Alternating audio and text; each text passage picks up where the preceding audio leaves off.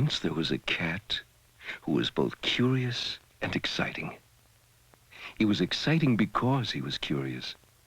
The world was a mystery to him, and it seemed that anything could happen, and that everything had magic. There was a magical box in which little men suddenly appeared and disappeared.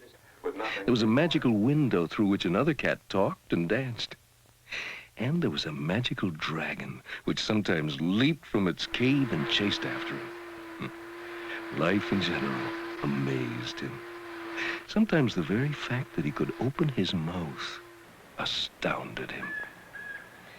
And so he crawled under chairs and jumped into bags and chased after leaves, and all the children in the neighborhood gathered around and watched and laughed because he had so much spirit and curiosity.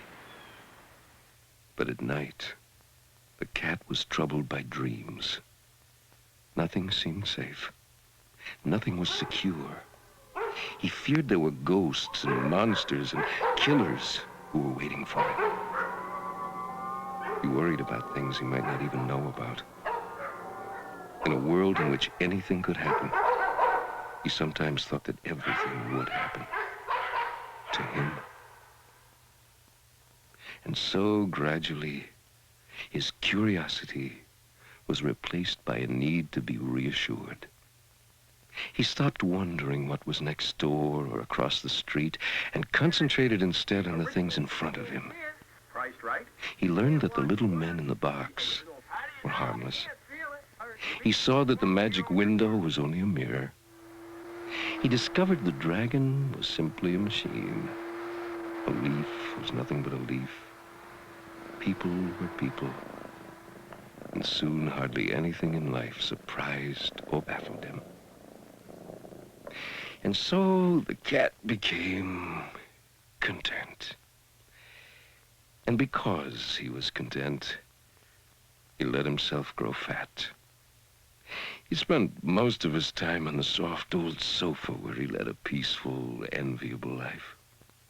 Other cats in the neighborhood muttered that they would gladly shave their whiskers to be in his position. The problem was, our friend ended up a rather boring cat.